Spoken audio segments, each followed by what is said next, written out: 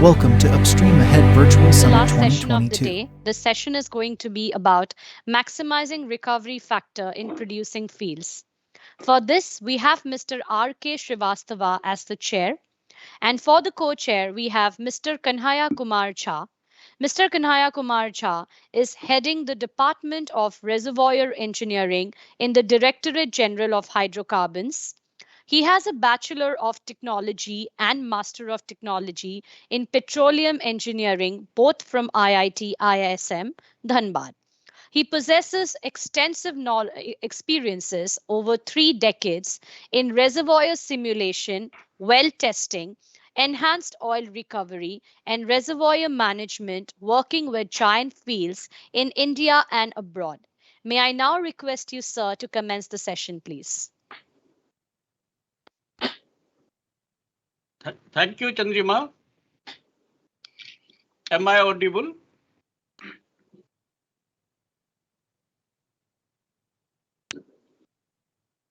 Good afternoon, good evening, and good morning to everybody connected across the globe. All of you are welcome in this session 4, Maximizing Recovery Factor in Producing Fields. This is my privilege to introduce the session chair. He is Mr. R.K. Srivastava. Mr. R.K. Srivastava is the Director of Exploration at Oil and Natural Gas Corporation Limited, ONGC, the National Oil Company of India, and a well-known geoscientist. With over 35 years of experience, Mr. Srivastava has a wide range of expertise in hydrocarbon exploration and in subsurface studies. His experiences extend from well site operations, seismic data interpretation, development geology, and in managing of exploration activities and field development plans. With this, I now move forward. In this session, we have 5 speakers. The first speaker of this session is Mr. Sheel Ranjan Prasad. Mr. Sheel Ranjan Prasad is General Manager Reservoir in Oil and Natural Gas Corporation Limited, ONGC, and presently he is working at Institute of Reservoir Studies at Ahmedabad. He will be presenting on synergistic IOR-EOR approach towards recovery enhancement from matured offshore carbonate fields. Welcome, Mr. Sheel Ranjan Prasad. And now it is over to you. Please start your presentation. Thank you very much. Thank you for the kind introduction and opportunity to share some thoughts in this August forum. And a very good evening to respected session chair, co-chair, and distinguished audience. The topic of my presentation is synergistic IOR-EOR approach towards recovery enhancement from mature offshore carbonate field of Bombay High, wherein I will be showcasing the reservoir management practices which we have been following for the last 4.5 decades and has resulted in getting more than 500 million metric ton of oil. And going forward, our IOR-EOR plans to augment production and to maximize recovery even more. At the outset, this is the outline of my presentation. I will just start with a brief on Bombay High with a focus on its performance. And then I will narrow down on the waterflood performance as the major reservoir that is L3 that's under waterflood for the last 4 decades. And I'll talk about some pattern what we have in the water injection and then how we are evaluating it through major key performance indicators. And most importantly, what challenges we are facing with the water injection, especially in a very complex and heterogeneous reservoir like Bombay High L3. And then coming to EOR, in fact, today may be a very right day to talk about EOR when low salinity water flood is going to be very soon going to be the first offshore deployment in India. And going forward, we are also conceptualizing chemical EOR, where we think that there's a lot of scope to improve recovery in carbonates of Bombay High. And then I'll just end my session with some concluding remarks. So coming to Bombay High, I think most of us know it's a giant offshore carbonate field, which is about 160 kilometers west-northwest of Mumbai city. And it has an estimated 2P reserves of almost 1,750 million metric tons. And this Bombay High is spread over 1,200 square kilometers, and hydrodynamically it is separated by a graben. So we have got the northern block and the southern block. And if you come to the major hydrocarbon zones, we have got the Miocene carbonates. It's basically L1, L2, and L3. And if you look at further right, you can see that we are holding around 1,750 million metric tons of oil. So Prasad, your slides are not changing.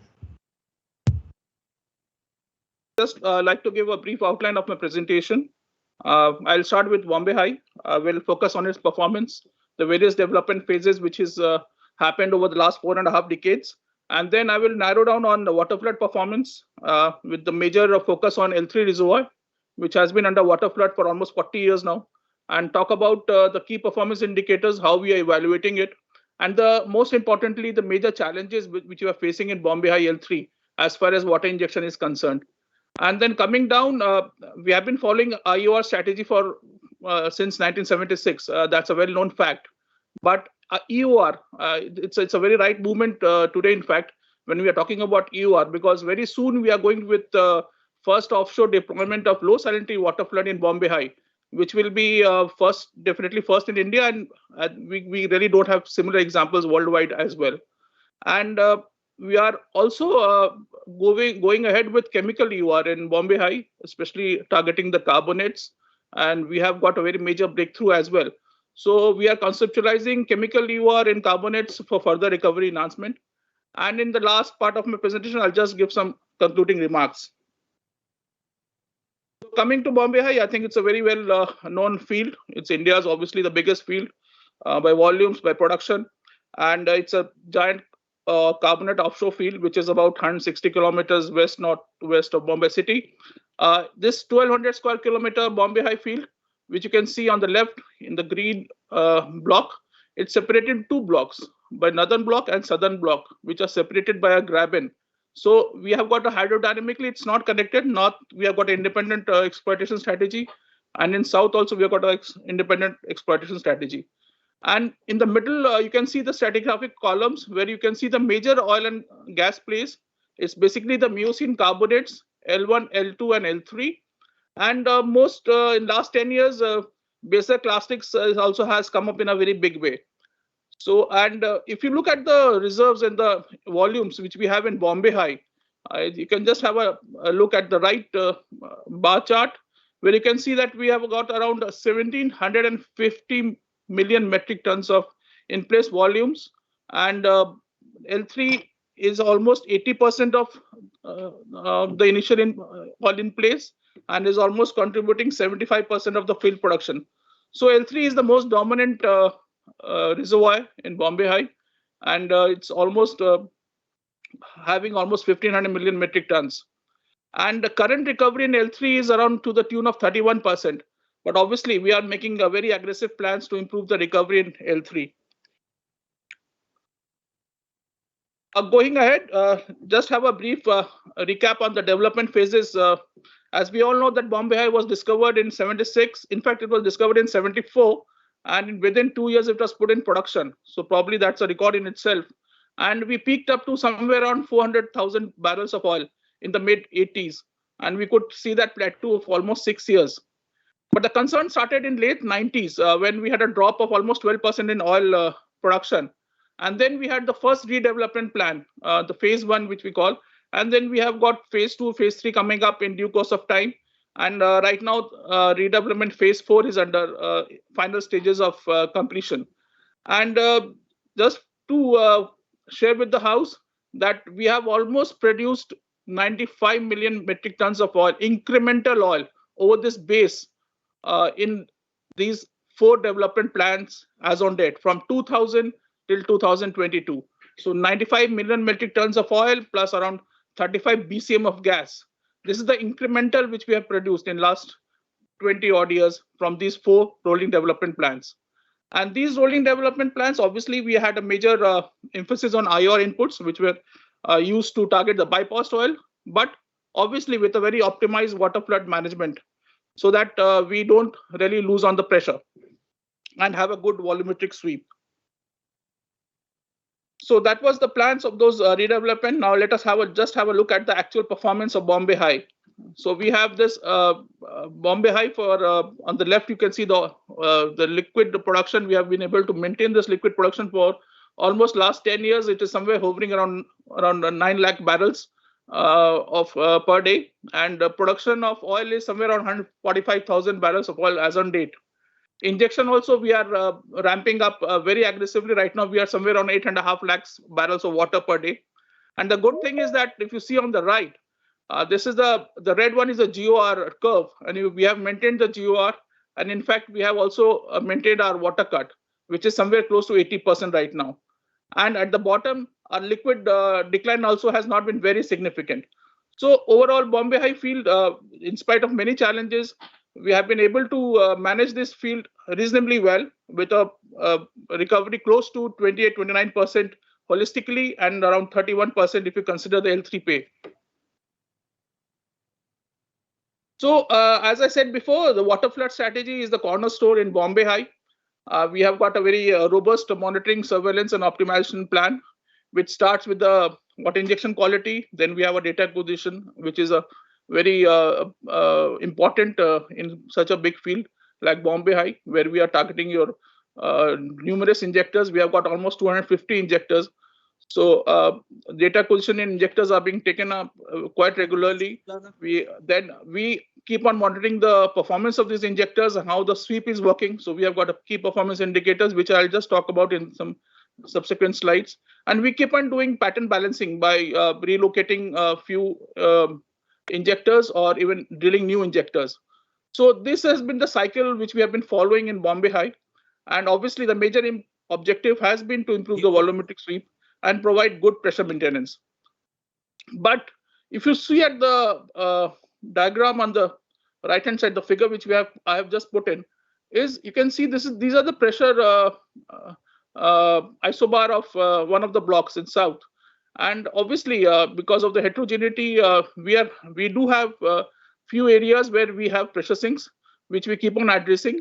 And another problem or the concern areas which sometimes comes up is the preferential movement of water, which you can see on the figure which is on the bottom left. You can see that these are the arrows which shows preferential movement of water. So these two areas we keep on addressing on a regular interval, and we are obviously targeting wattage compensation close to 100% in Bombay High L3. So now, after a general overview about our IOR strategy, let us just talk about L3. L3 is a saturated reservoir, and it has got it is in two blocks, the northern block and the southern block, and it is at a depth of around 1300 meters. But the main concern basically for chemical EOR and EOR was the temperature. It is at a relatively high temperature, at 116 degrees centigrade, but it's a very good pack. It's around net pay is more than 40 meters with a very good porosity, good permeability, and with light to medium gravity oil. So this L3 pay has been a major contributor to Bombay High, and the major drive is obviously the gas cap, because if you see the schematic cross section at the bottom, you can see that in the northern and the southern block we have got a big gas cap, and this has been a very major driver for the fluids in L3. And then obviously we are supporting with water flood. And if you look at a small figure which I put on top right, the blue dots are the rows of injectors, and then the worm-like are the platforms, the producing platforms, and the red line you can see are the gas the gas cap area. The updip area is the gas cap area. So this is about a brief about Bombay High L3. And talking about the water flood pattern development, we started off with a peripheral line pattern in 84 in north and in 87 in southern block. And then we went up dip. This is the middle row of injectors, and then up dip row of injectors. So these were dedicated row of injection platforms. But as we developed this field, we had infill injectors as well. So this peripheral line pattern was there, some staggered line pattern, and obviously with time, we had a bit of a random, because obviously that is a limitation in offshore environment as well. And if you look at this major driver which is there for L3 as far as recovery is concerned, this is a material balance plot which I've just tried to put in just to make the audience understand that WID is basically the water injection drive index, and for both northern block and the southern block, it is more than 50%. So we have been able to successfully at least sweep the oil through water flood, and it is contributing almost 50% to the energy which is displacing oil. And most importantly, our gas cap drive index, or the gas cap, which you can see in the red, we have been able to maintain it.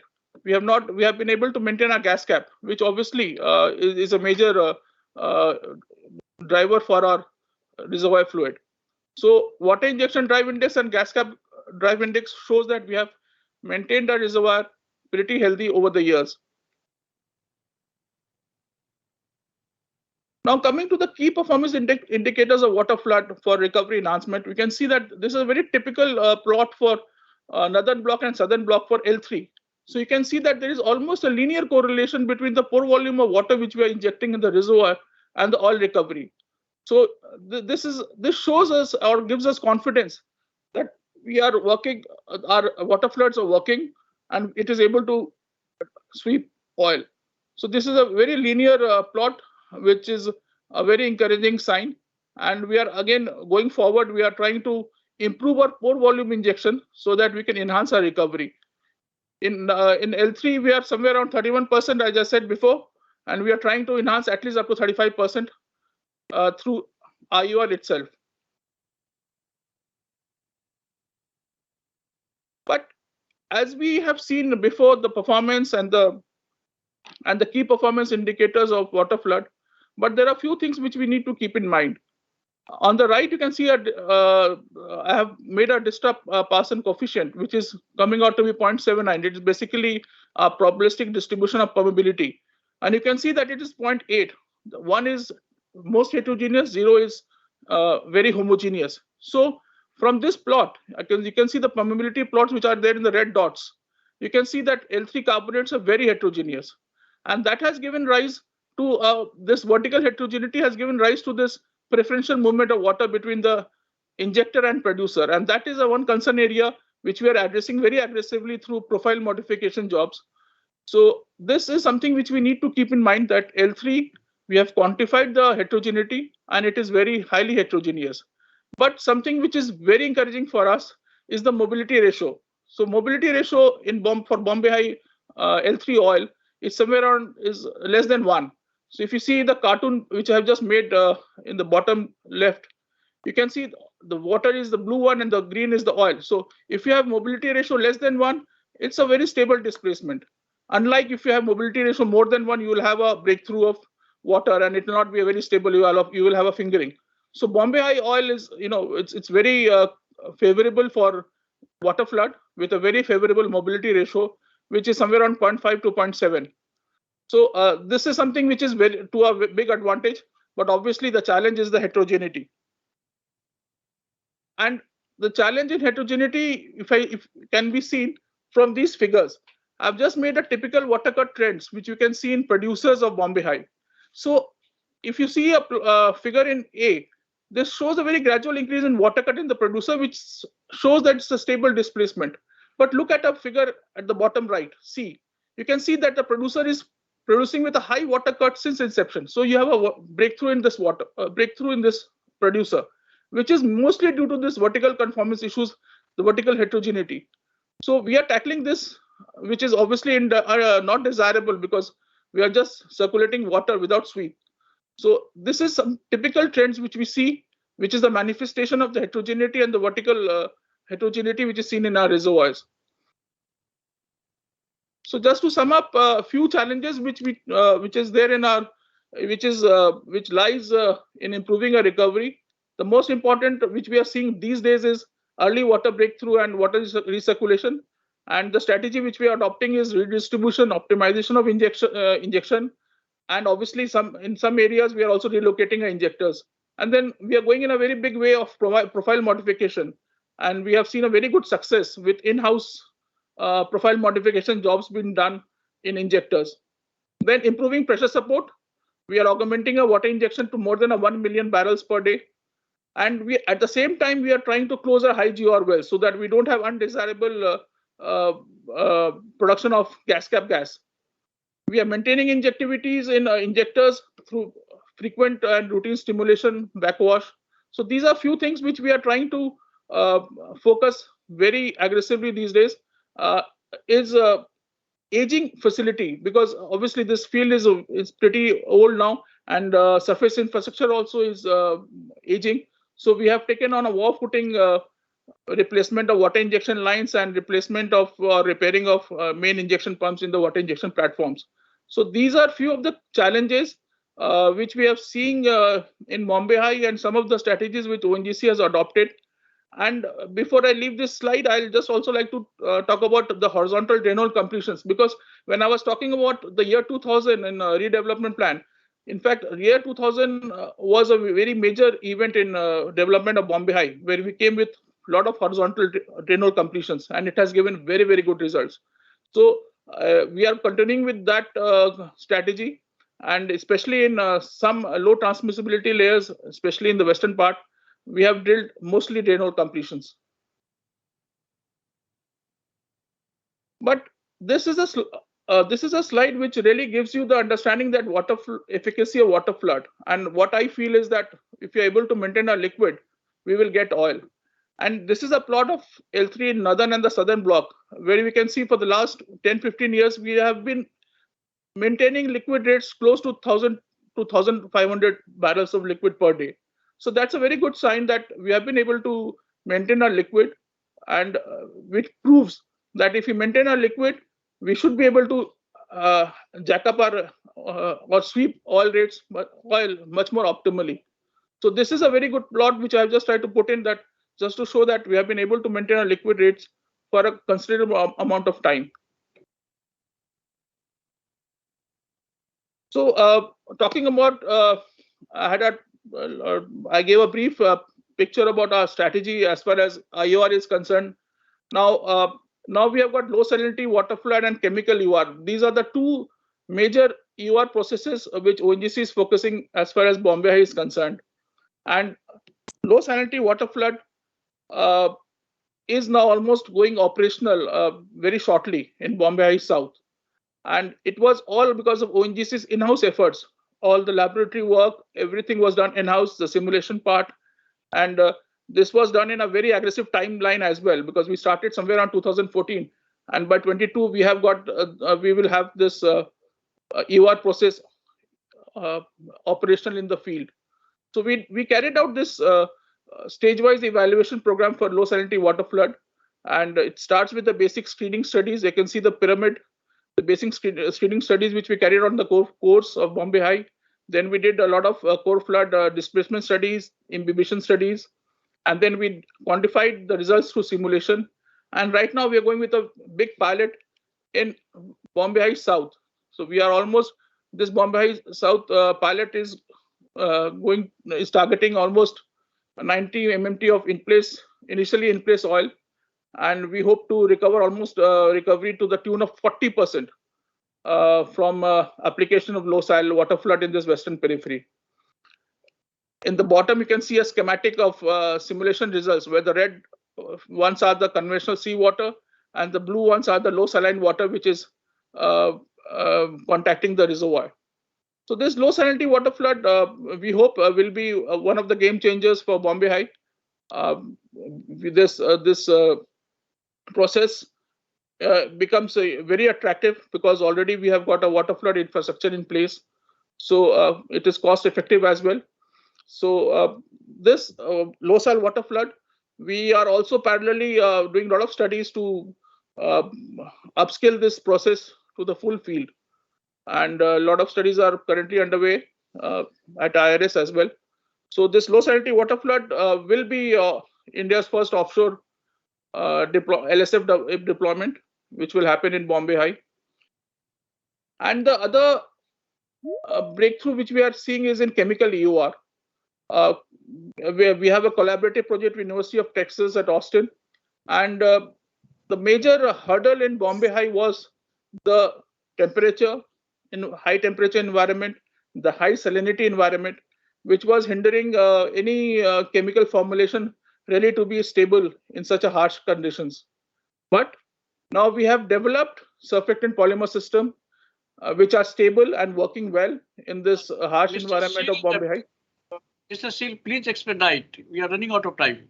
Yeah, just this almost coming to an end, sir. So we have exceeded. Fine. This is surfactant polymer system we have already developed, and we have also additionally developed wettability altering agents. So these are giving very good results, and we are conceptualizing a pilot in the field as well, so that we can upscale this results from lab to field. So I'll conclude. These are my concluding remarks, that whenever we talk about Bombay High and recovery, we do keep in mind the heterogeneous multilayered carbonates and what are the challenges which we have in water flood optimization, especially in offshore environment. And ONGC's development strategy for the last 4 decades has met with a pretty good success, where we are targeting the bypassed oil through major IOR inputs and obviously looking at optimizing our water flood. Now, going ahead, we feel that apart from IOR rolling plans, EOR holds a lot of potential, low salinity water flood, which is the present, and probably chemical EOR will be the future. And as I made a bit of a, this is a projection which I make for L3, that we can target recoveries close to 40% with the application of EOR in addition to IOR inputs. So the bottom line is that ONGC is aggressively pursuing synergistic strategy of IOR for maximizing recovery in Bombay High field. Thank you. Thank you very much, Mr. Sheel Ranjan, for comprehensive and effective presentation on a synergistic IOR-EOR approach towards recovery enhancement. Thank you very much. There's a minor change. Mr. R.K. Srivastava, the session chairman, chair has to leave by 5 p.m. He has some urgent meeting, and this session has got delayed. So before he leaves, he will give some of he will share some of his thoughts. Mr. R.K. Srivastava, please. Thank you, Jhajvi, for putting you in a little hardship right now, but I can't help it. There are some other scheduled meetings for which I have to go. And having given this opportunity to be chairing the session on EOR, which is now being given a due focus that it deserves, not only in terms of giving additional oil to the country, but facilitating other industry players also through designed policies wherein many facilitations are available. And ONGC for its part has been working on almost screening, and different schemes have been formulated. Few of them which we heard right now, one was the low salinity water flood as well as the chemical EOR which is being studied at Calgary. So apart from that, I believe all the speakers would also be bringing some more insight as well as the advantages of the process and the output that they are bringing on the table through this scientific and technical deliberation. And I believe the participants would be getting a enriching experience by listening to their papers. Thank you. So this is what I can say right now. I would have loved to conclude this session, but sorry to interrupt in between. I need to move on. Please continue, Mr. Jha. Definitely we will interact some other time. Thank you. Thank you for giving me this time. Thank you. Thank you so much. Thank you. So moving to next speaker, the next speaker of this session. Okay.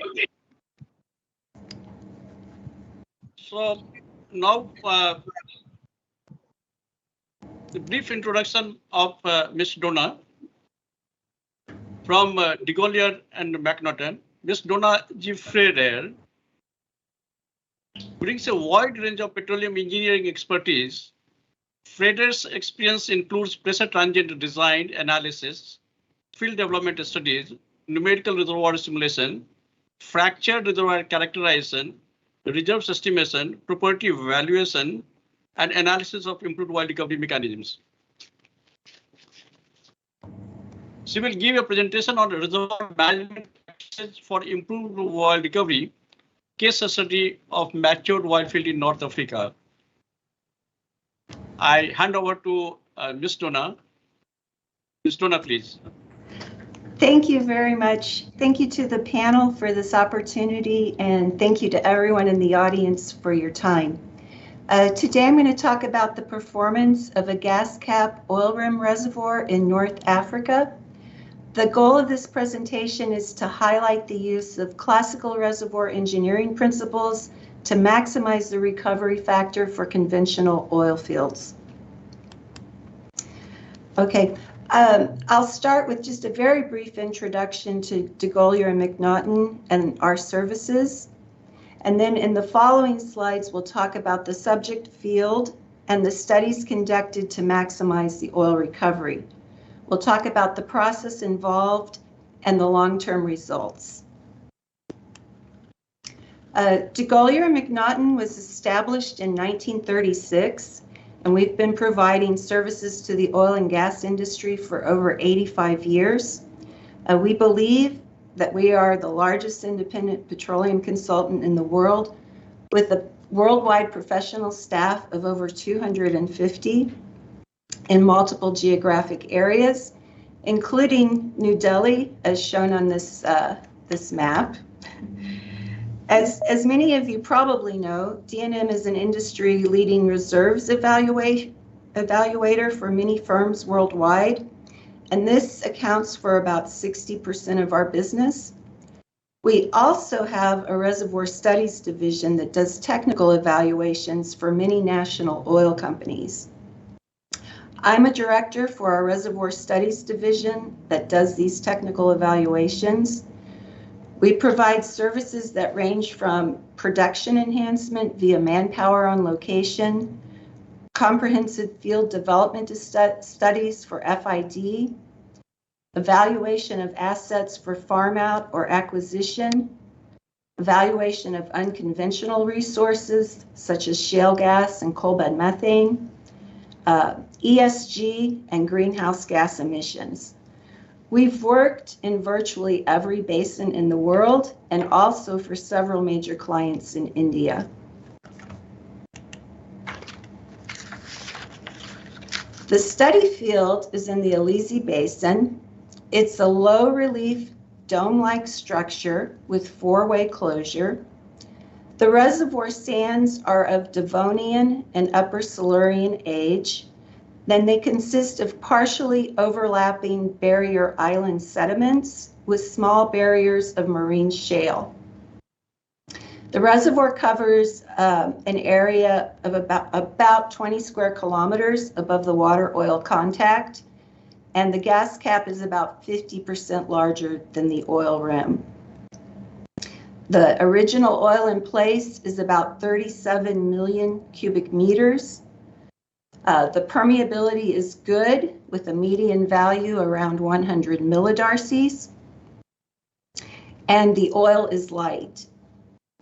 So water encroachment and potential loss of oil into the gas cap are common issues that make it difficult to maximize recovery in this type of reservoir. A little history about the field.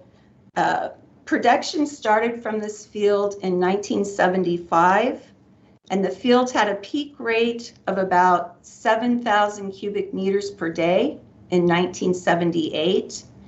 At this time, the field was producing from 20 wells with an average rate of about 350 cubic meters per day per well. After 1978, the production declined very quickly to about 1,200 cubic meters per day in 1983. And at this time, the field was producing from 13 active wells with an average rate of approximately 90 cubic meters per day.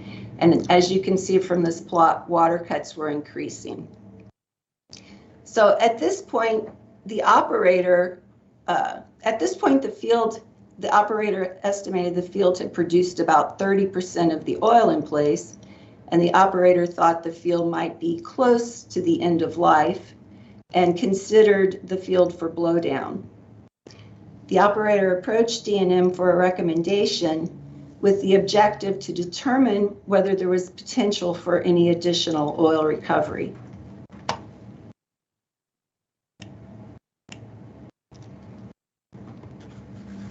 So, classical reservoir engineering analysis indicated a significant amount of remaining potential. The engineering and geological analysis was employed to evaluate the potential using a combination of evaluation of production and pressure histories, material balance analysis, petrophysical interpretations, and geological interpretations of sand continuity. These evaluations indicated significant remaining oil and recompletion opportunities were identified. 8 wells were recommended for recompletion, some above the original gas-oil contact. All 8 recompletions were successful, and at that time, the field oil rate was nearly doubled after the recompletions. The figure on the right shows example of 2 of the successful wells. The wells produced initially at high oil rates and then declined quickly and had increasing water as well. They were shut in for several years. After the recompletions, they came on with good oil rates and produced for several years with low water production.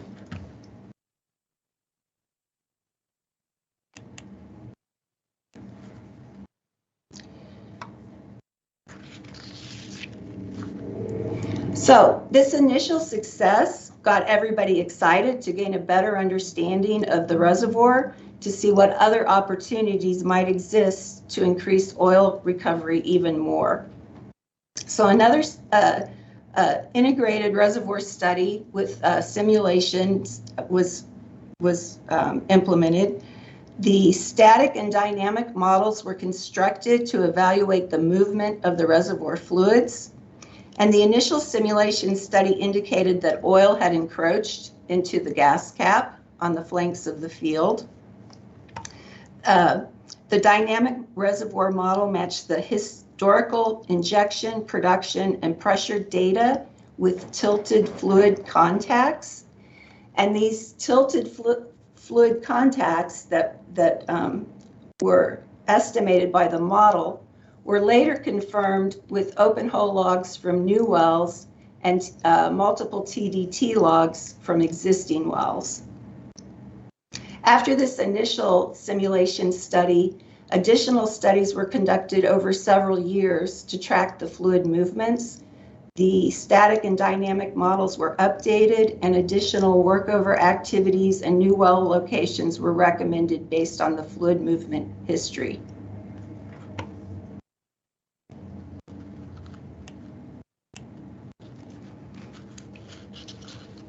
In the most recent model study, which was conducted in 2019, the history match was largely geared toward matching the changes in fluid level observed over time. And this is just some figures from the model showing how the fluids moved over time.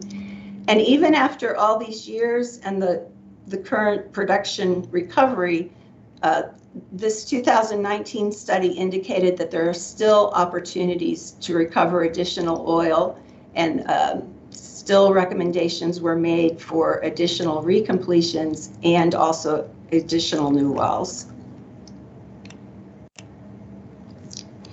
Okay, so this slide shows the long-term results, the long-term performance of this field.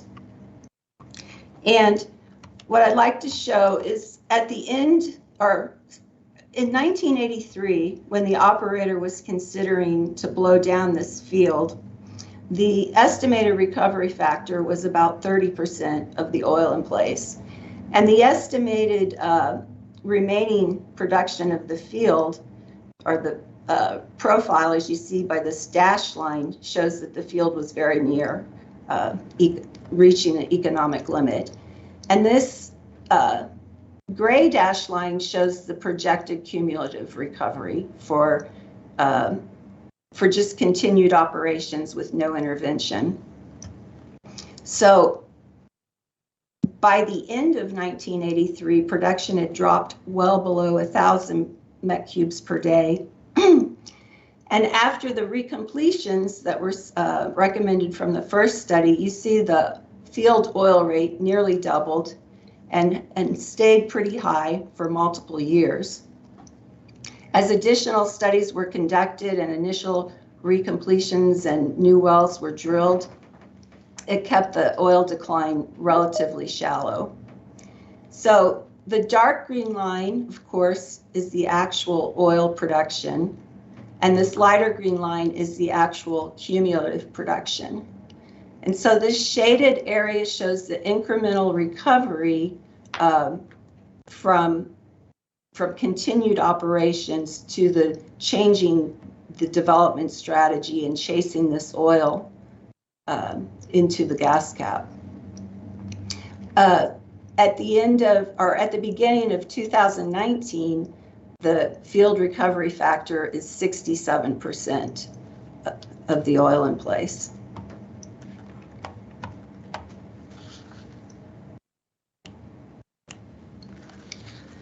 The main conclusion that I'd like to say is that the operator implemented the recommended recompletions and altered their field development strategy based on the results of these multiple reservoir studies.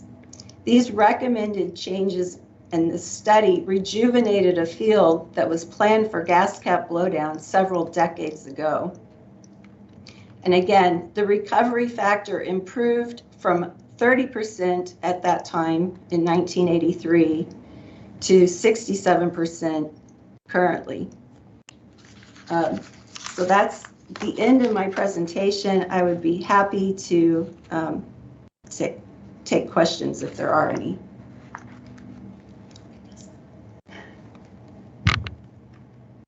Thank you very, very much. Thank you, Mr. Donna G Freyder, and for your awesome presentation, and with illustrative examples, the fantastic way how you have increased the recovery factor to 67.4%. That too, when the field production had dropped from 7,000 meter cube to 1,200 meter cube in 3 years in the beginning.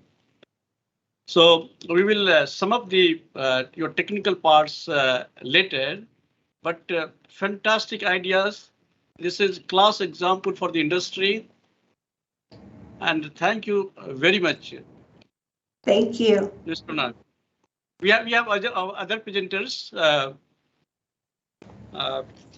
Now we invite. We can go with Mr. Yeah, good afternoon, everyone. Sorry for the trouble, so I'm again restarting. So the topic of my presentation is the reservoir management in Mangala field. I'm going to present this as a case study and demonstrate how effective reservoir development and reservoir management has been able to put us on a path to go to 60% ultimate recovery factor in Mangala field in the next 15 to 20 years. Next slide, please. So this is the general outline of my presentation. I'll start with a brief introduction to Mangala field. Then I'll talk about the development history so far. The need for EOR was recognized very early in this field. Mangala field has moderately viscous crude, so we knew that some form of EOR would be required to improve recovery factor here. So the necessary studies and actions were taken to implement EOR early in the life of Mangala field. So we will go through that EOR journey. During this last 12 years of production of this field, we have had several challenges and several learnings all the way. And I'll be sharing some of the practices that we have been following, which has helped us to produce this field in an optimum manner. And then we'll speak about the road ahead in terms of improving the recovery factor, and finally end with some concluding remarks. Next slide. So many of you might be aware of Mangala field, but just for the benefit of others, I'll give you an introduction to the field. This field is one of the largest onshore fields in India. It was discovered in 2004 and we brought it on production in 2009, approximately 5 years from discovery. So this is discovered in the Barmer Basin of Rajasthan. And in terms of the structure, Mangala field is a simple tilted fault block with a depth of around 8 degrees, plunging towards the east. In terms of oil-water contact, the oil-water contact is around 963 meters. And altogether, we have around 350 meters of oil column. The Fatehgarh units are the major reservoirs here. They are high-quality sandstone reservoirs with permeabilities in the range of 200 millidarcies to as high as 20 darcies. The challenge here is that the field contains moderately viscous crude oil in the range of 10 to 20 centipoise. The total oil in place here is around 1.3 billion barrels. And so far in the last 12 years, we have already recovered close to 36% of the estimated oil in place. So this field extends over an area of around 15 square kilometers, and there are altogether some 440 wells drilled so far. Next slide, please. So in terms of initial development, the field was first put on water flood. So the field basically has two kind of reservoir units, the upper Fatehgarh and the lower Fatehgarh. The upper Fatehgarh reservoirs are basically meandering channel sands with single-storied and multi-storied kind of channel sands. So this particular units were planned to be developed under pattern flood. So we started with inverted 9-spot with central injector and 8 producers around. Whereas the lower Fatehgarh units, which are more laterally extensive, well connected both laterally as well as vertically, because these are kind of braided channel sands and sheet floods. So we decided to go ahead with peripheral water injection. So we used horizontal producers, as you can see on the picture on the right, and we were doing peripheral water injection from the oil-water contact. So this was the kind of development we had for the Mangala field.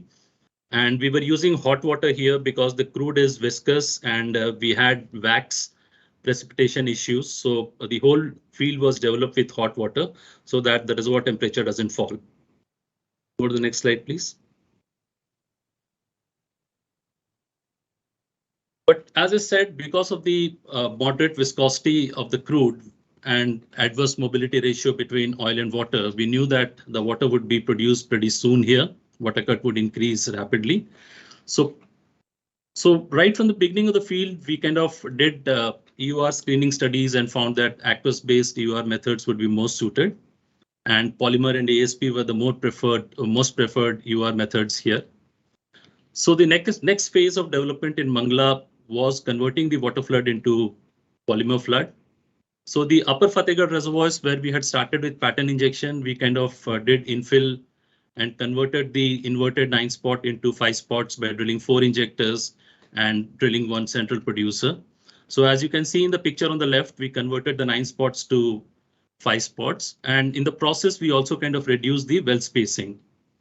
So this was kind of effective for the upper channel units, which were laterally not so well connected as compared to the lower Fatehgarh units, where we still went with the peripheral injection, but we introduced a row of polymer injectors in the oil column so that the distance between the producers and the injectors was reduced, and also we did not want the polymer to be lost to the aquifer. Next, please. So in terms of polymer injection, Mangala has one of the largest polymer facilities at one location anywhere in the world. We have injection capacity of around 100,000 barrels per day of concentrated mother solution. So we have a central facility where this mixing happens. And here about 100,000 barrels of polymer solution of around 15,000 centipoise is prepared. And then it is distributed across the pads in Mangala. Mangala is developed through pads. There are altogether 18 pads distributed across the field. And this mother solution is kind of distributed to these well pads, where it is further kind of diluted to the required concentration and injected into the wells. The wellhead viscosity is kept around 20 to 30 centipoise, and our design is to inject to keep in situ polymer viscosity of around 20 centipoise. And as I said, our oil is at around 10 to 20 centipoise at in situ conditions. So we are having close to a unit mobility ratio for displacement under polymer. Next slide, please. So the performance under the polymer flood in Mangala has been demonstrated here. The plot on the left shows the performance so far. The green area shows the oil production. So the field was initially produced to a plateau rate of around 125,000. And then within 2 years, it was further ramped up to 150,000. And all this while we were doing water injection at unit voidage ratio, 100% voidage replacement. So the production started in 2009, and then within 5 years, starting from 2015, we converted into polymer flood and gradually ramped up to almost 90-95% of the total injection was converted into polymer flood. And this is demonstrated by the yellow shaded area in the lower part of the curve. And the blue is the total water injection. And you can see the kind of performance we saw in the field on the plot on the right side, top right side, where the blue curve shows the expected production under water flood, and the red curve is the actual production, what we got from polymer flood. So within the last 7 years of polymer injection, we have already recovered close to 100 million barrels from this field, which is almost like 7% of incremental recovery due to polymer flood.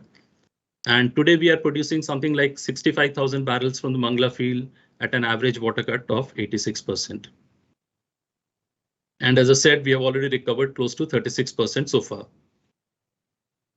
And the picture on the right, bottom right, you can see in terms of water oil ratio, the kind of impact we had under polymer.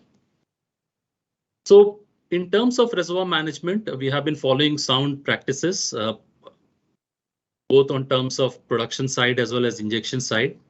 As I said, voidage replacement was always maintained at 100%. We try to maintain the field to its full capacity, to the capacity that we have in terms of processing.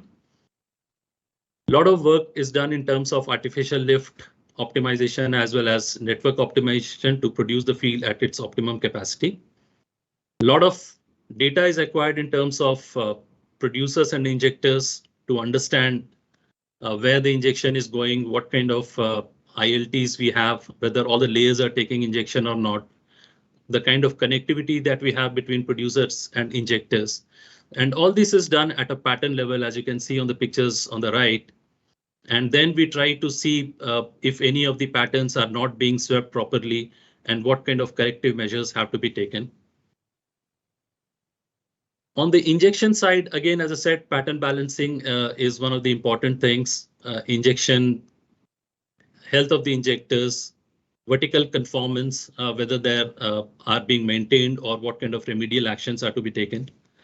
And more important is in terms of maintaining the quality of polymer that has been injected. We don't want any viscosity loss happening either on the injection side or inside the reservoir. So there is a lot of data which is being acquired in terms of monitoring the polymer quality.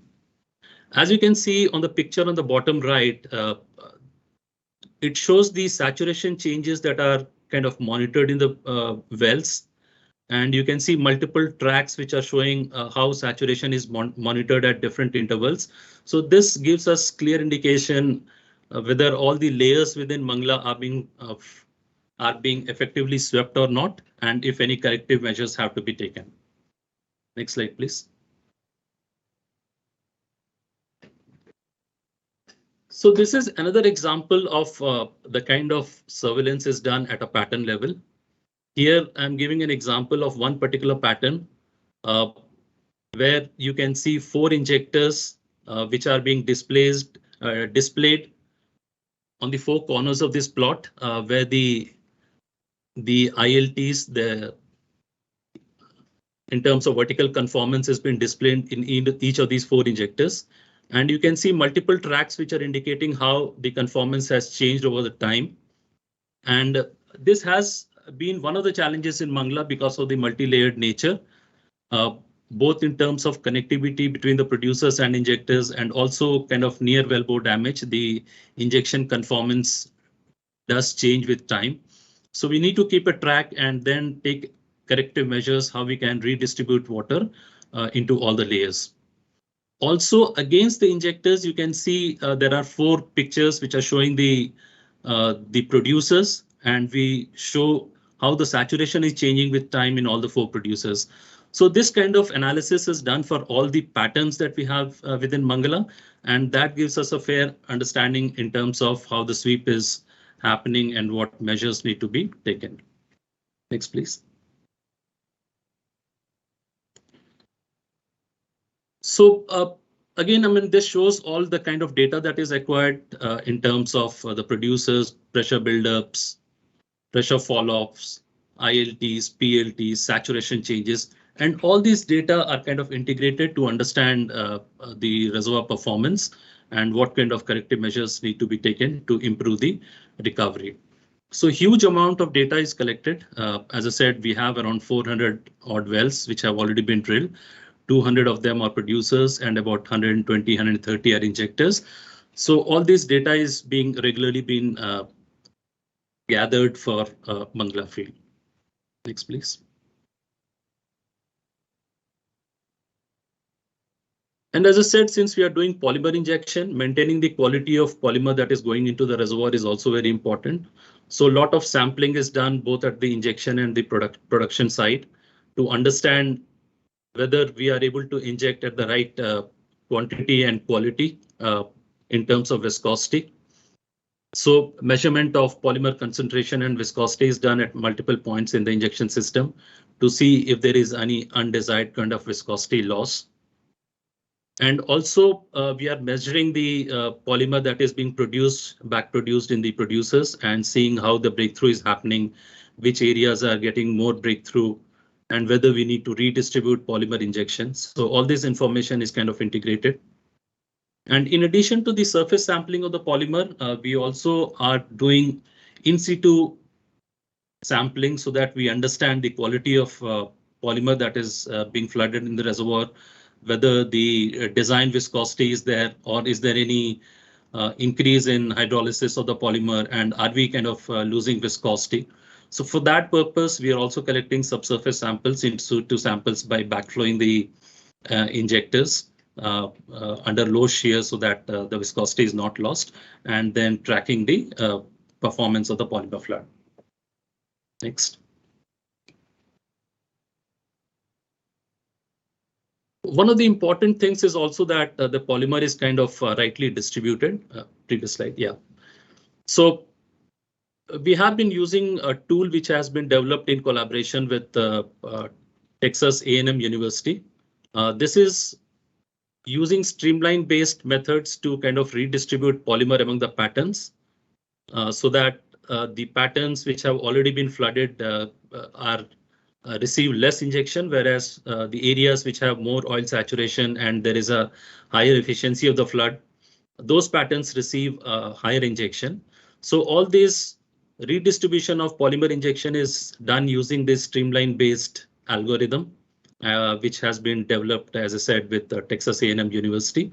And this kind of workflow is continuously used to redistribute polymer so that we get high utilization of the polymer and get high recovery at a minimum cost. Next. One of the challenges that we have been facing with the polymer flood is that when the polymer kind of resides in the reservoir for long extended periods, then at high temperatures, it does undergo some degradation, thermal degradation. So we have been working with research centers and universities to understand a new kind of polymer chemistry, which are more thermally stable. So instead of the conventional HPAM polymer, we have done trials with ATBS, acrylamide tertiary butyl sulfonate kind of polymers, which are known to be more thermally stable. So we are currently doing trials in Mangala, and we are currently injecting 20% of the total polymer that is being used in Mangala. We are using ATBS polymer, and we want to see the performance and how different it is from HPAM. And then eventually we would kind of convert the entire polymer flood into ATBS. Next. In Mangala, we have also conducted an ASP pilot. In addition to the polymer, an ASP pilot was done in 2014-15 period.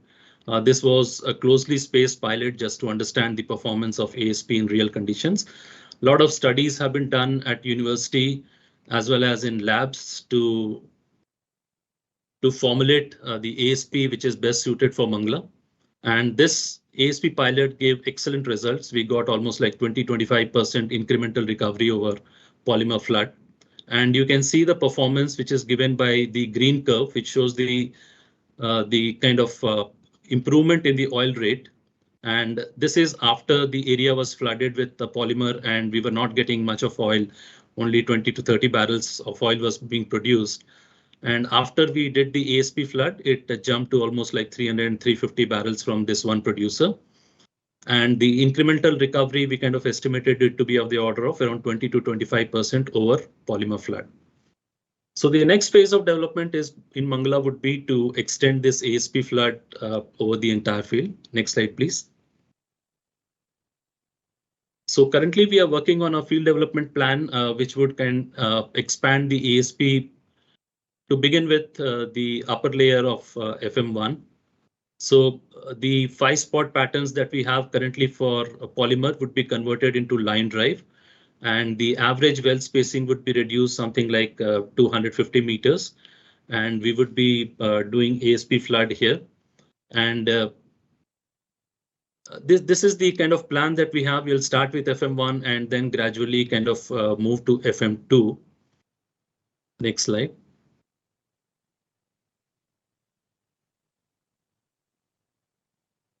So the current plan in Mangala is to do the ASP flood for part of the FM1 layer. We all understand that ASP is kind of a chemical, is expensive, is a complex process, and there is a lot of capital investment that has to be done. So we plan to do it in part of FM1, the upper layer, which you can see in the dark orange color area. And we expect that this should give around 15 to 17% incremental recovery. Right now, we are trying to make an FDP economical, and we know that the government has come out with an ER policy, which kind of encourages implementation of EUR process and field. And there are certain issues, I mean, which we are discussing with DGH and government to make it a little more attractive, so that the process can be implemented and can be made commercial for all the stakeholders. Next, please. So to conclude my presentation, I mean, these are the kind of conclusions that I have. For Mangala, as I said, the EUR potential was recognized early in the field life, and reservoir management was given the utmost priority. And as I said, and also showed, we have been collecting huge amount of data to understand the field performance and what kind of corrective measures need to be taken to improve the recovery factor. And we expect that the ongoing polymer flood would add around 10% incremental recovery over water flood. And we have already produced like 100 million barrels of incremental recovery. And our expectation is that the implementation of ASP is going to give us another 15% of recovery in Mangala, and that would take us our recovery factor close to 60%. As you can see on the picture on the right, the water flood average recovery expected is 36%. The polymer is going to give us another 10%. On top of that, ASP is expected to give another 16% incremental recovery. So by the end of another 15-20 years, we are expecting that our recovery would be reaching close to 60% in Mangla. And as I said, as a concluding remark, I mean, we expect support from the government to make this process commercial so that it can be implemented at a large scale in Mangla and the recovery can be taken to around 60% here. So with that, I think I'll stop here. Thank you. Thank you, Mr. Suresh, for exhaustive and a structured presentation for achieving the recovery factor until date about 36% and your roadmap for achieving 60% of recovery factor. We will sum up your presentations at the end. Now the next presenter is Mr. Eric. Okay, brief introduction of Mr. Eric J. Stevens. Mr. Eric J. Stevens is from Netherlands Civil Associates NSAI consulting company. Mr. Eric has more than 20 years of experience in petroleum engineering and consulting. His area of expertise includes project coordination, oil and gas reserves and resource estimations, field studies, and property evaluations. He will be talking about the case study in maximizing recovery factor in producing fields. I hand over now to Mr. Eric. Mr. Eric, please. Thanks, Mr. Jha. I guess we can say we saved the best for last. Greetings from Texas, and thanks to the panel, thanks to the committee, and thanks in particular to those that might still be online listening. I know the day has gotten long today, so we're going to talk very briefly about a field, and if you have more questions or want to talk in more detail, there's my contact information, and you're welcome to reach out to me personally. Just a brief introduction of our company.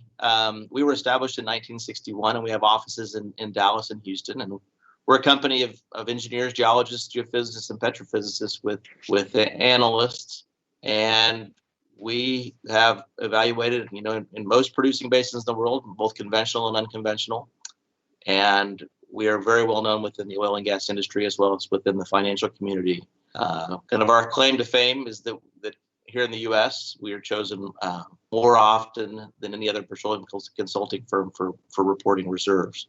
And I think what helps us stand out is our exceptional client relationship and our interest in providing exceptional service to our clients.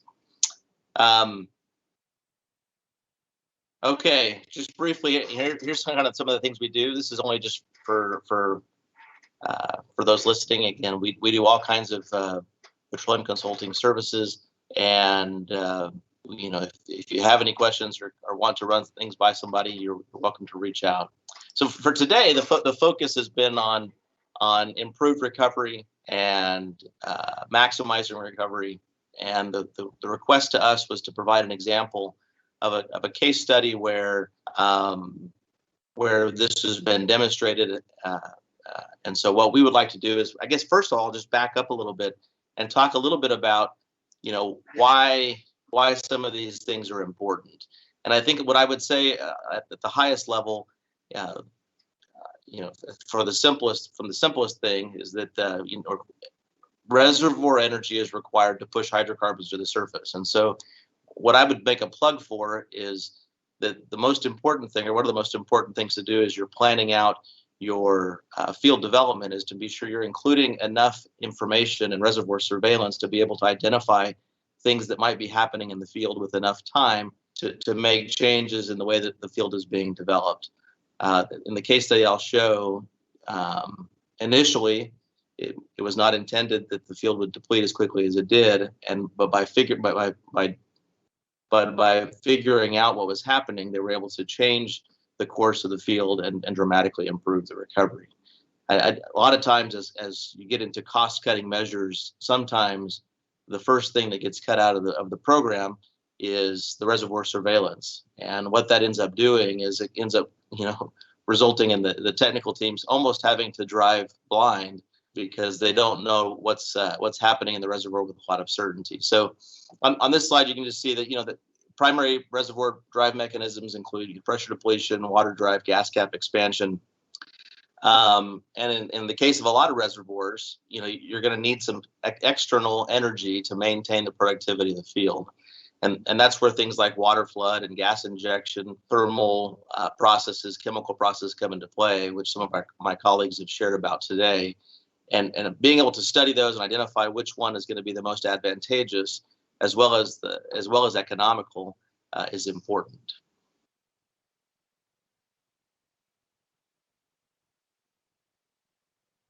So here's just a schematic basically showing some of the various recovery factor. It looks like my slides may have not been changing previously. Some of the recovery factor processes that are out there and things that can be studied. Go to the next slide. So why do we need secondary and tertiary techniques? Well, as has been described already, through primary recovery, typically you'll leave about 2/3 of the oil in place still in the ground. So typical recovery factors for primary recovery maybe from 10 to 30%. If you have water drive, maybe it gets up higher. The reasons for some of the low primary recovery could include, heavy oil, high viscosity oil, things that are difficult to produce, low pressures that won't support production to the surface. Sometimes the wettability of the rock and the oil properties cause it to be stuck to the pores of the rock. And then you come in and get the secondary and tertiary techniques that can help maintain the pressure, help sweep bypassed oil, and help maybe decrease the viscosity to increase the flow to surface.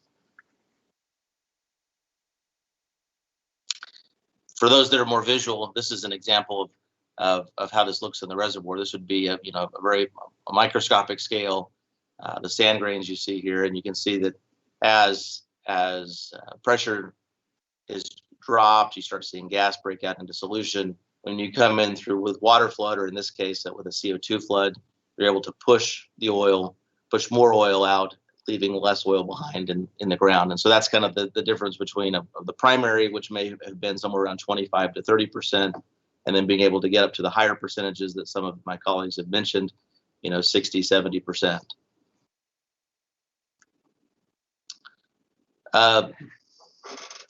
So these types of mechanisms are pretty well proven. For example, secondary processes, these would include things like water flood. These are used pretty typically and have almost become part of the development plan from the very beginning. There's always an anticipation of, well, if we don't get enough pressure support from a natural aquifer, we might need to include water injection. These have moderate startup costs when it comes to capital costs, moderate increases in operating expenses, and will typically have long life reserves which generate profit and a good rate of return.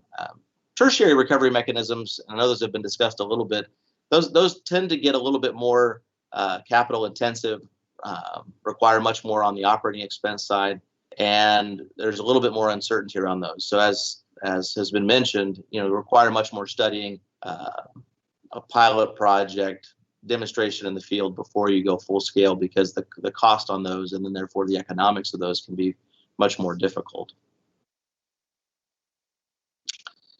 The case study that we wanted to share today was the Cantarell complex in Mexico, and this has been a field that's been very well studied through the years. This is a group of fields that are located offshore in the Bay of Campeche in Mexico, and the combined fields, the Cantarell complex makes up about 6 fields, and they have a combined in place of about 32 billion barrels in place. You can see here where they're located, just up off the Yucatan here. The field, this is similar to what I was describing earlier. Has a lower API oil, higher viscosity. It's a fractured bicarbonate, and prior to the nitrogen injection that we'll talk about here in a second, the primary drive mechanism in this field was a little bit of water influx from the south, secondary gas cap, and pressure depletion. The nice thing about this field is it's got a lot of structural relief, about 2,000 meters of structural relief, which makes it a good candidate for natural gravity drainage.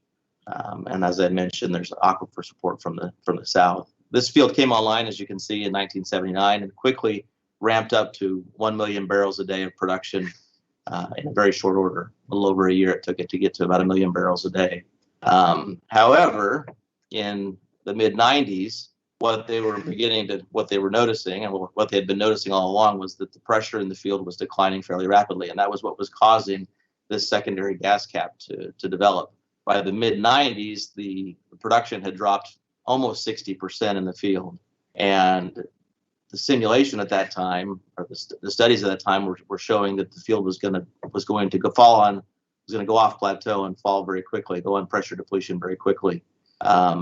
And that's when we got involved. That's when a number of the technical teams at Pemex got involved.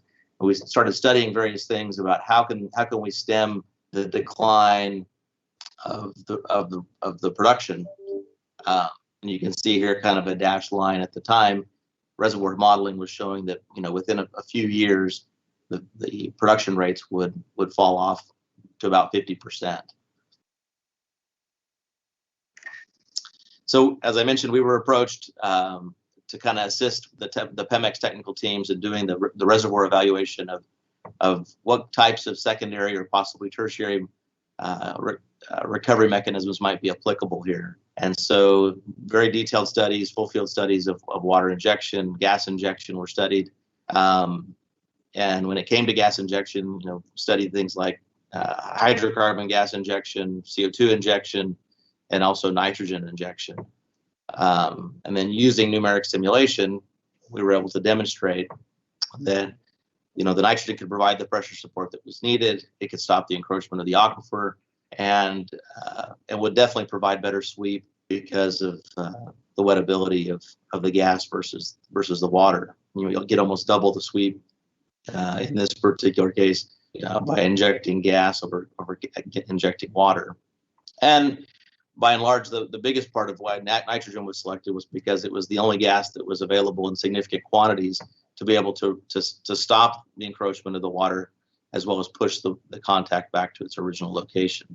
And so that's where you get back to on the next slide. You can see again the results.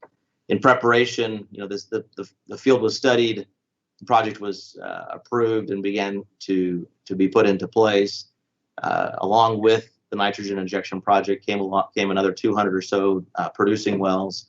So you can see the reaction to the field was quite tremendous. In fact, within just a few years, they were able to double production from 1 million barrels a day to over 2 million barrels a day. When the project started, the recovery in the field was about 8.5 million barrels. As of the end of 2020, the field had reached 14 billion barrels, not million, billion barrels. And it's anticipated that the final recovery in the field would be about 47%, and which is a significant increase over where it would have been had it been left to just decline on its own. Just as a point of interest, the project was justified on 2 billion barrels of incremental oil. As you could tell, the performance of the project actually exceeded expectations, and probably why that's important is because this particular project, cost, I think it was on the order of $10 billion. And so you could imagine that it takes quite a bit of volume to account for a project of this size, and the incremental volumes are very important. The other thing that's important to note is that because of the successes here at Cantarell, the adjacent fields, KMZ, Kumalub, and Sop, have also now experienced nitrogen injection and have seen improvements in their recovery due to nitrogen injection. There have also been a few fields onshore where they've used nitrogen injection, and then there are other fields neighboring that might also benefit from this type of project. Again, but the important part is having enough information to be able to make adjustments and make decisions like this so that they can be successful. So that's what I would say is being sure that as you're collecting data, you're collecting the right types of data, so that the technical teams have enough information to make judgments. Shift gears just a little bit. I want to just talk a few seconds about a joint project that we are just wrapping up with Core Labs, and this has relevance in unconventional reservoirs, which I know India is also looking at as well. We've developed an integrated crush rock analysis protocol to get better results and be able to better define and get accurate measurements of oil, gas, and water, bitumen, and kerogen contents in oil and gas and in unconventional oil and gas reservoirs. This particular protocol helps to overcome the fluid volume uncertainties resulting from sample handling and standard GRI analysis. We will be presenting this in detail at this year's ERTEC convention in Houston, and would encourage you to participate there. This will have a dramatic impact in unconventionals and being able to identify zones in wells that have high potential for oil and gas production. We've also developed an advanced user-friendly NMR technique here that you can see in the upper left. Sorry, this is covering my screen. And again, the idea being here to help guide the completion design and identifying the areas of the reservoir that would have the most potential. We will also be putting together some training that will be out there for those in the industry.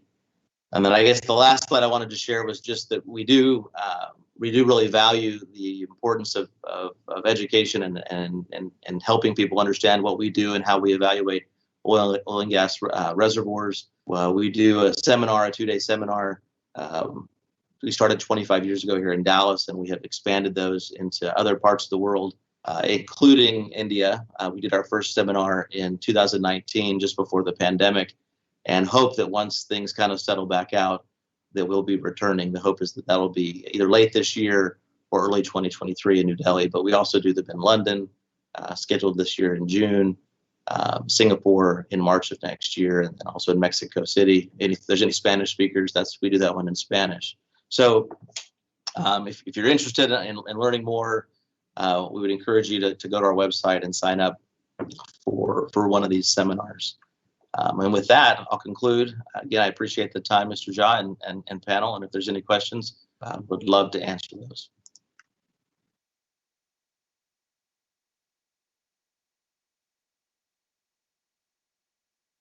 Thank you, Eric, for your excellent presentation. Perhaps this is the class example of pressure maintenance by nitrogen in offshore conditions.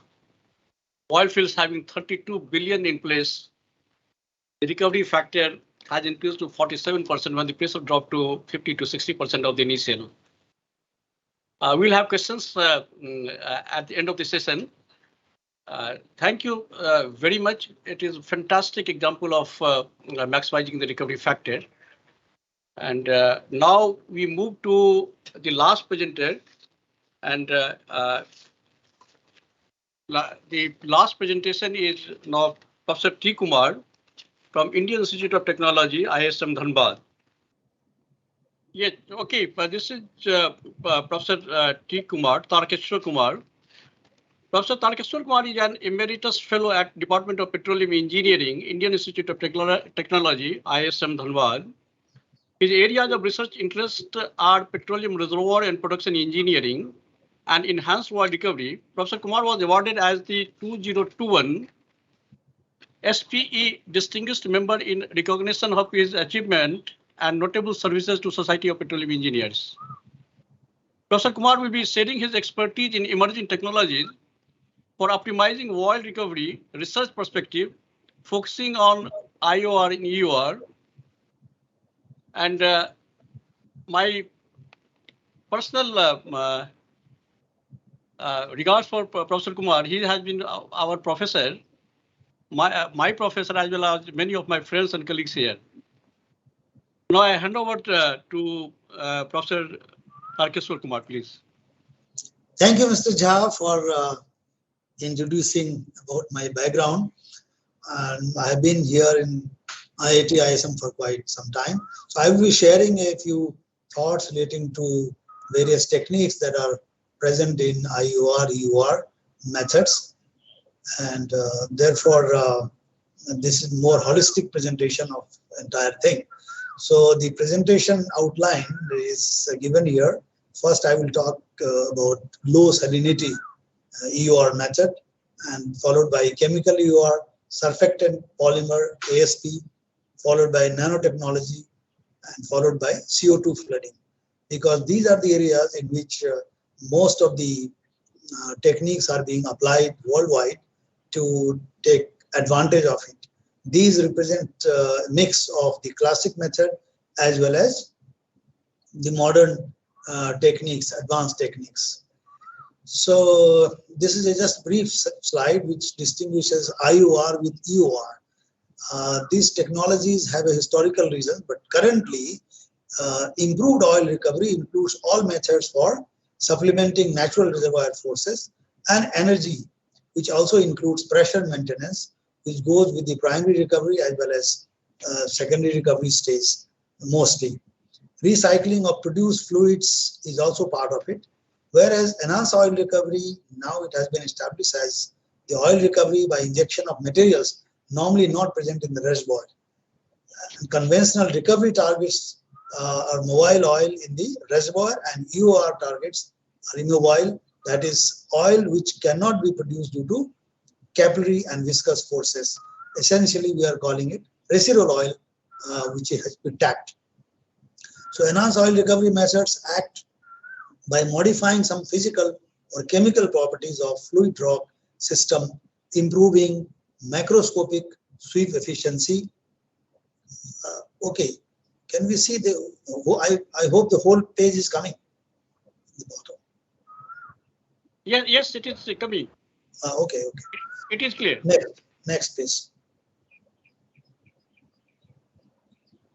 Because the last line is not coming because of the, okay, let me see that.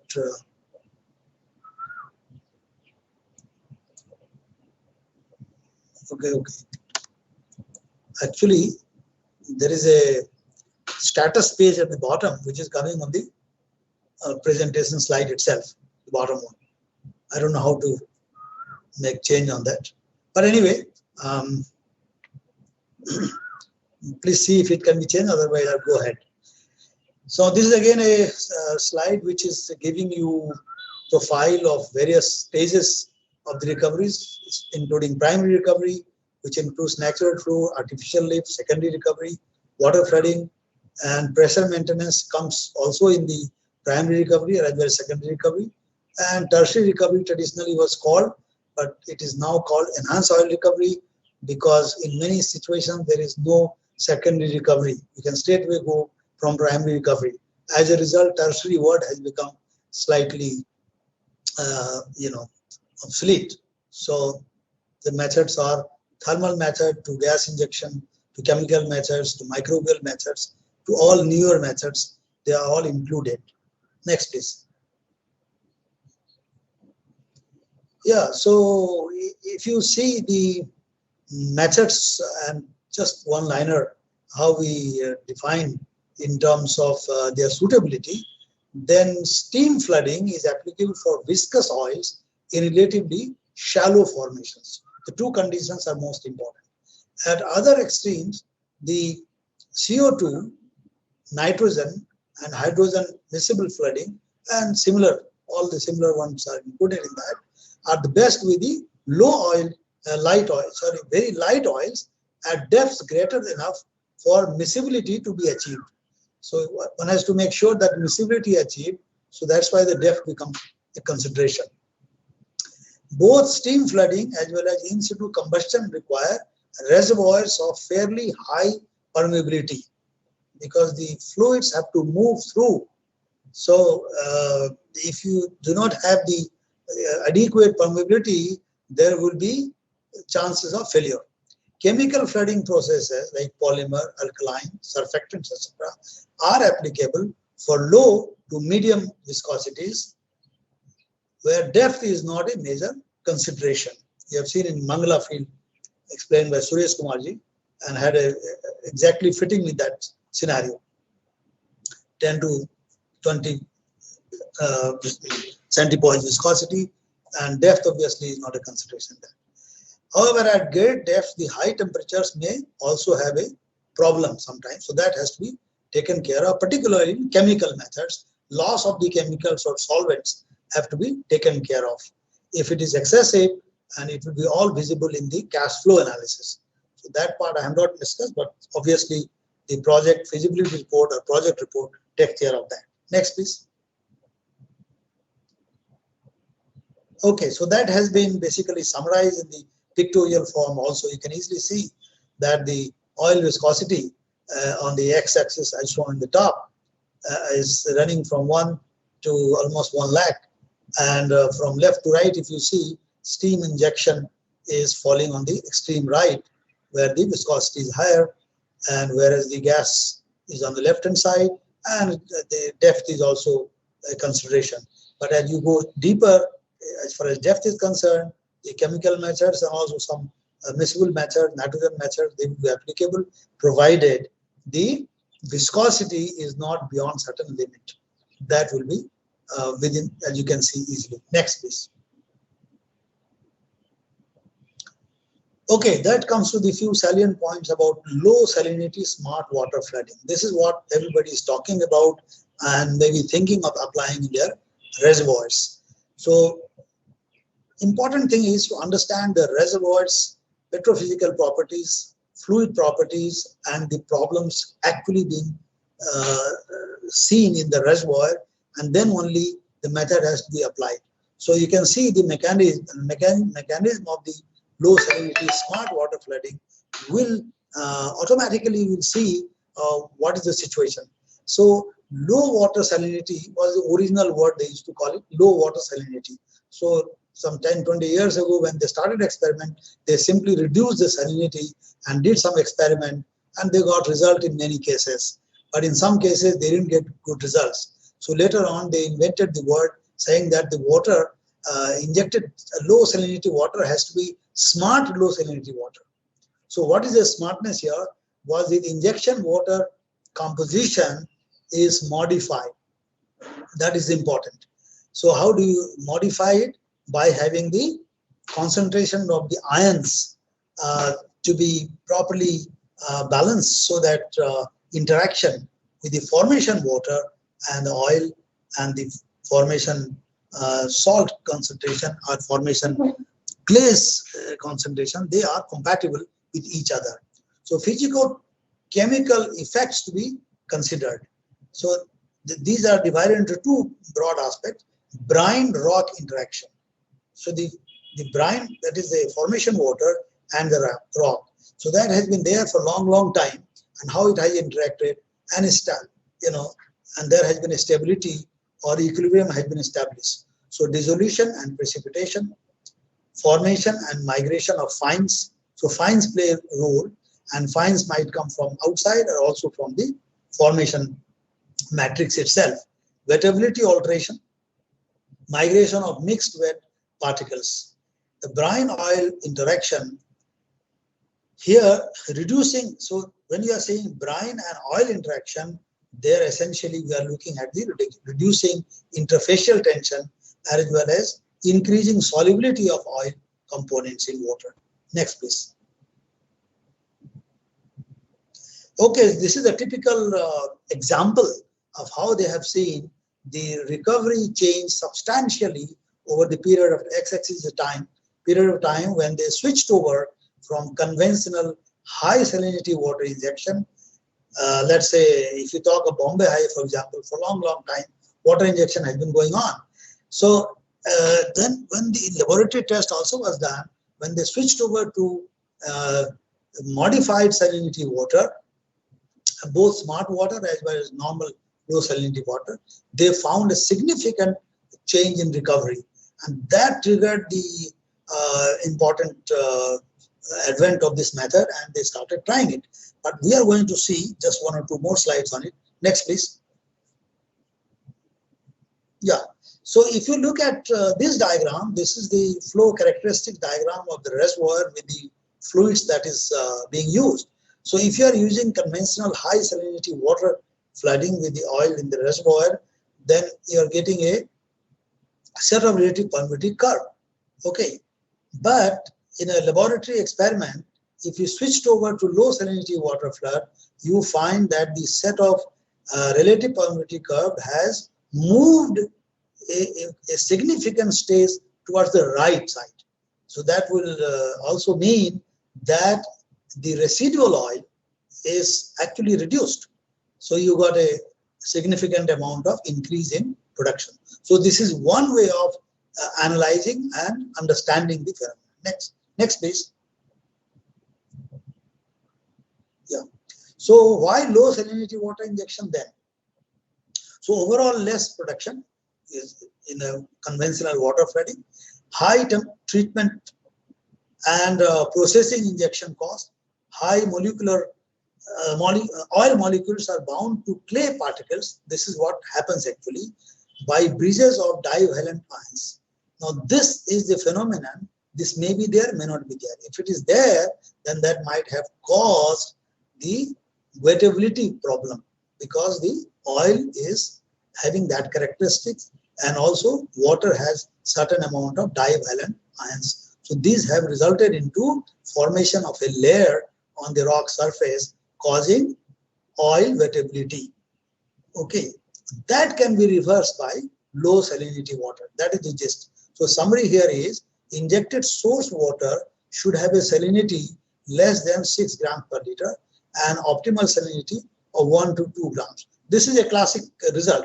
Of course, within that, you have to understand. So formation rock should contain water sensitive minerals, so clays, and should not be strongly water wet. So if you find that your reservoir is strongly water wet, this is not a suitable reservoir to use the low salinity smart water flooding. Formation brine should contain divalent ions and reservoir oil should contain polar compounds. This is also an essential requirement. If it has got a polar component in the oil phase and it has got, you have the sensitive minerals and has got a wettability which is oil wet or even mixed wet, then this would be a suitable candidate for applying the low salinity smart water flood. Next please. Time is always limited. Yes, so this is a diagram which is very classic diagram to understand a microscopic scale. You can see on the left hand side high salinity water flood, how the oil which is stuck on the fines or the clays and making the to certain extent contributing to wettability which is towards oil. So it is oil wettable or mixed wettability. But this scenario changes in the low salinity water flood where the ions present in the low salinity water interacts here, and these clays which are getting fines are getting pulverized, broken because of the exchange of ions, and therefore the oil which is stuck here is getting, including the fines, they are moving forward, and thereby a fresh surface of the rock is available, rendering to water wet or even mixed wet to some extent. So thereby this is the mechanism basically which is reducing the wettability phenomenon. Next please. Next please. Yeah. So mechanism therefore has been summarized here. Wettability modification towards more water wet condition, migration of fines, an increase in pH. So if the pH also is to be reduced, then that can also have beneficial effect. This is the additional thing also you have to look for. Reduce the IFT and multi-component ion exchange. So the pH can change by these actions, and therefore small change in bulk pH can impose great changes in zeta potential, which is a double layer effect around the rock surface. So challenges associated with low salinity water flooding are low salinity mechanism not fully understood. So before any industry tries to implement it, the detailed study is required, in-house study and outside study. And then the results of the study is to be put in the simulator to get the results and the economic analysis. So favorably, isolate injector or producer. So this also can be done by reorienting their placing the wells, the arrangement of wells. Next, please. Okay. Then comes chemical EURs, issues in chemical EUR, development and designing new tailor-made surfactants for particular application in reservoir conditions. New surfactants with lower critical micelle concentration, usually developed in the high-tech laboratories. That is how IIT, ISM and similar institutions are developing newer kind of surfactants, and many of our research scholars are doing that, and I have taken clue from them. And these newer, also environment-friendly chemicals which are acting as surfactants should be tried, which includes Gemini surfactants and Zeteronic surfactants in an appropriate concentration. So the cost study also should be there. Generally, green surfactants from organic source are preferable. Okay, let's change. Let's change next slide, please. Yeah. Next comes altogether a new approach that comes in nanotechnology. So what is nanotechnology? Nanotechnology is manipulation of matter on an atomic or molecular level, supermolecular scale, dealing with sizes of 1 to 100 nanometers. So the earliest description of nanotechnology referred to the particular technological goal of precisely manipulating atoms and molecules for fabrication of macro scale products. Target area for nanotechnology (UR) is nanofluids, nanoemulsions, and nanofoams. And one more area is there, what is known as nanorobots, which is yet to be tried, at least in India and many countries. Next please. Yeah, so this is the page where I have briefly said about nanofluids or smart fluids which are prepared. The use of smart fluids or nanofluids was there in drilling fluid, but now a fluid characteristics has been changed by use of nanofluid in the injection fluid also. Mostly silicon-based nanoparticles have been used, and these nanofluids have a role to play, and wettability alteration is the main mechanism where from oil wet to neutral wet to water wet or vice versa. So again, you have to be careful. You have to have a reservoir rock studies where wettability conditions initially have to be determined, and then see how nanofluids will alter the wettability. Wettability alteration is achieved by adsorption. This time it is different. It is adsorption of nanoparticles of the desired wettability on the rock. Next, please. In another development that has taken place in the research laboratory is a nano emulsion. You have a micro emulsion and from the conventional emulsion, and now we are talking about the nano immiscible fluids, typically stabilized by an emulsifier with droplet sizes less than 500 nanometers. So high kinetic stability due to continuous Brownian motion of nano-sized droplets. These have been already developed in the laboratory. A few papers have been published, including our lab, but nowhere the field trial has been given. I hope some time will come where the field trials, at least in a few wells, can be made on the nano emulsion, application of nano emulsion. Micro emulsion has been tried in a few cases. Next, please. Another development that has taken place in research labs is the surfactant polymer nanoparticles. Now, this is nanoparticles which are utilized for stabilizing the surfactant polymer solution. So, it is in the form of nano emulsion with a surfactant and polymer also. So, conventional surfactant polymer injection is modified with the nanoparticles, which has made the slug more stable, because this is one of the major problems of the surfactant polymer slug in the reservoir is losing significant amount of the surfactant polymer by adsorption and also by reaction to the reservoir fluids. So stability of the slug is very important. So here is the use of nanoparticles. And how it works? It forms nanoemulsions while the slug is moving from injection wells to production wells. Next, please. Yeah, so broadly, it is nanotechnology. We are using nanoparticles and nanofluids. But as I said, it can have a tremendous potential. Basically, cost is very important to see what are the challenges. At the moment, it may be expensive because nanoparticles are sold in the market, which is generally expensive. Sweep efficiency has to be studied separately. In heterogeneous reservoirs, it may not be very effective because you may be losing the fluids containing nanoparticles.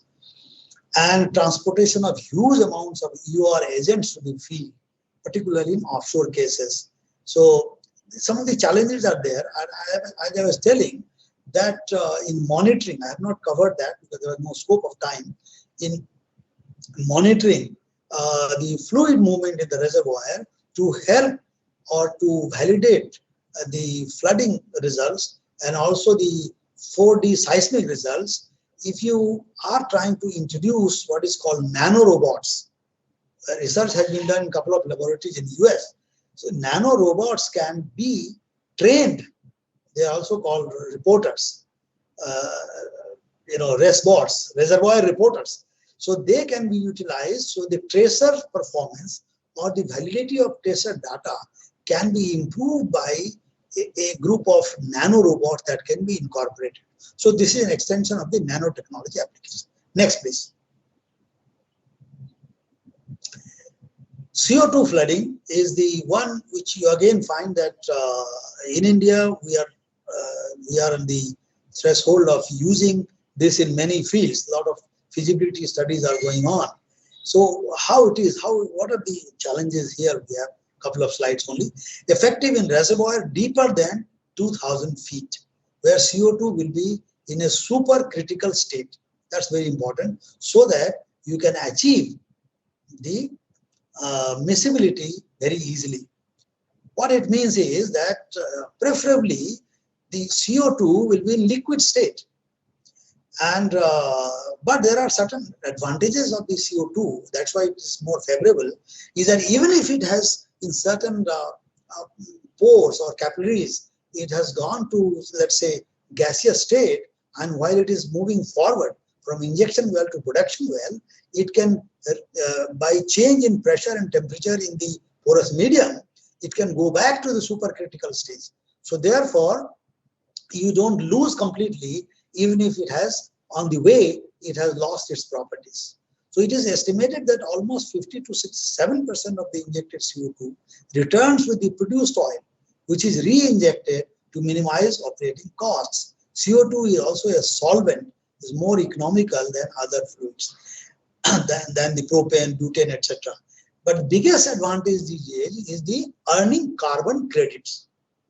So you earn by taking carbon dioxide from the source which is causing environmental pollution. So if you do that and account for it properly, give the agencies the data that you have you have used so much of CO2, so you have actually captured carbon capture, utilization and sequestration.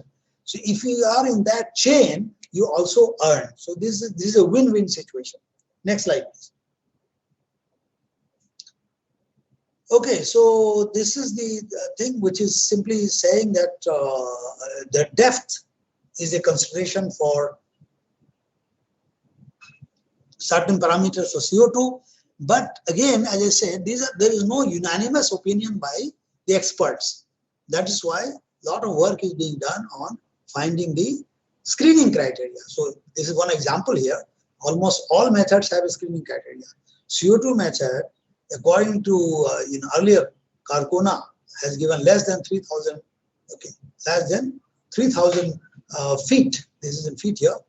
And Tabor one of the UR expert earlier days, had given more than 700 feet, and Klins had given more than 900 feet, and Tabor and his co-workers of the recent origin had said that more than 1219, more than 1006, and more than, there are 3-4 papers in each paper. So the depth is one consideration I gave you in the beginning. Temperature is not a major limit, but it should be less than 90 degrees. And this is where many fields in India also may not be having very positive results, because if temperature is high. But pressure should be more than 83 MPa, and permeability should be more than 1 millidarcy. Oil gravity, okay, in terms of API is more than 40, more than 26, according to different papers, more than 30. So it's quite varying. So you have to have a proper study. Similarly, viscosity should be less. Next please. Okay, so the key interaction is CO2 interaction with oil, rock, and water studies required. Relationship between CO2 dissolution and pressure, displacement studies, and reservoir conditions of pressure and temperature has to be done. Effect of heterogeneities, natural fractures, joints, because these are the factors which we overlook sometimes. But if they are there, they will be completely changing your sweep efficiencies. So sweep efficiencies also have to be taken care of. Movement of fluids, injected fluids or solvents into the reservoir has to be properly monitored and taken into account in the simulator as well. It is called lenticularity or porosity and permeability, pore size distribution, etc. Relative permeability says the flow characteristic. Usually we take into account wettability alteration. We already discussed about it. CO2, PVT and phase behavior, asphaltene or emulsification problem. This can be added problem. Minimum miscibility pressure, quantification of CO2 lost, etc. Okay, next slide, please. Okay, so this is a comparative table only. There are advantages and there are challenges. So in today's term, the advantages are more in terms of cost effectiveness, in terms of carbon capture, utilization, and sequestration, carbon credits, and low minimum miscibility pressures, dense liquid. These are the advantages. Capture is last one, but challenges are that source and sink location, gravity override, because it is very light fluid. So if you have reservoir fluid, there is a tendency of this lighter fluid to go on the upper side, and there is a tendency, particularly if the reservoir thickness is more, then this can be a big challenge, gravity override. Mobility contrast in heterogeneous situation, in both cases, pore size distribution, CO2 availability, geological integrity, reservoir pressure and temperature, corrosion on facilities, solid deposition in reservoir formation, well spacing, all these are challenges. Next, please. Thank you very much. Thank you, Jhasa, for giving the opportunity to speak before you. Thank you very much. Thank you very much, sir, for the excellent presentation. And you have very nicely, elaborately discussed in detail that any method cannot, your method cannot be applied without detailed studies. Like the low salinity, it requires very comprehensive studies. Though as such it looks that it is simpler, but the requirements are very stringent before implementing, because all the UR processes are very capital intensive. So before applying any methods, very detailed studies are required. As Eric had very nicely put it, that before implementing UR process, we should perfect our studies. And that is the requirement. UR really works, but how it works, we must understand. The evaluation of the pilot, the lab studies, and all the requirements we must fulfill. So now I sum up. We have few questions, but we do not have time for questions answer sessions. We will send the mails for the questions. But now I thank all the presenters for the excellent presentation detailing how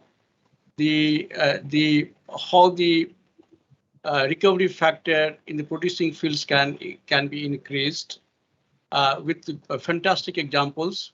The Sheel Ranjan has given the present project status of Mumbai High Field, that how they plan to increase the recovery factor by combining the IOR and EOR technique, synergistic approach. They have a plan to improve the recovery factor from the current level to 40%. The important in any EOR method is like IOR itself, that the pressure maintenance is the first requirement. So maintaining pressure is the key, which all the presenters have emphasized for a reservoir management perspective. The pressure maintenance is key to the maximizing the recovery factor before we apply any methods. Now the second presenter, Mr. Suresh Kumar, has nicely given the detailed work done in Mangla field. He has very categorically emphasized that the Mangla field, the need was the EOR, because its primary and secondary potentials were quite low. The EOR was need of that field. And what he has given the roadmap, that the polymer flood or the future plan for ASP, how the field reservoir pressure has been maintained, the cumulative VRR, the void replacement ratio, the 100% it has been maintained, how the redistribution of water has been done, how the profile modification has been done, how they have taken the regular surveillance studies. Thank you, Mr. Suresh. Thank you, Sheel, Mr. Sheel Kumar. Now, the third presenter, the Donna, the fantastic example of a field where the production has dropped from 1200 meter cube to, I have noted, on to 300 meter cube in 3 years, from 7,000 meter cube to 1,200, from 7,000 to 1,200 in 3 years. An operator considered to blow down the gas cap. The operator has taken a decision to blow down the gas cap. Blow down to gas cap means end of the field life. And how the classical reservoir engineering and then the geocellular and reservoir simulation models have been undertaken, that how the fluid movements have been studied. And from 1975 to 2020, the recovery factor increased to 67.4%. This is the fantastic work done, and such new ideas have come from DeGolyer and McNaughton.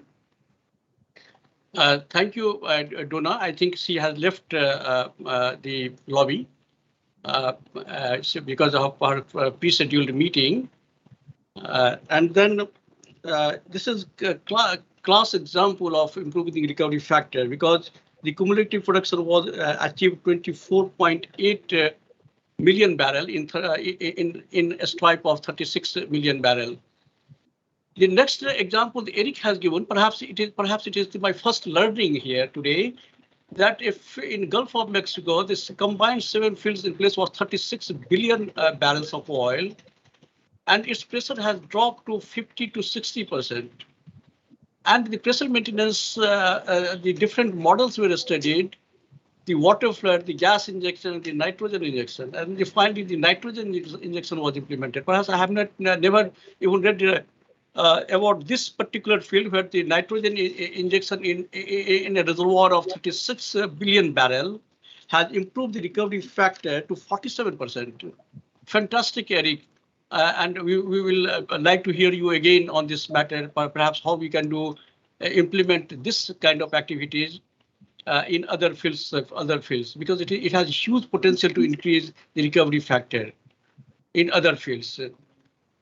Thank you again, and giving such a good case study. But we need more data to understand how this can be implemented in fields in India.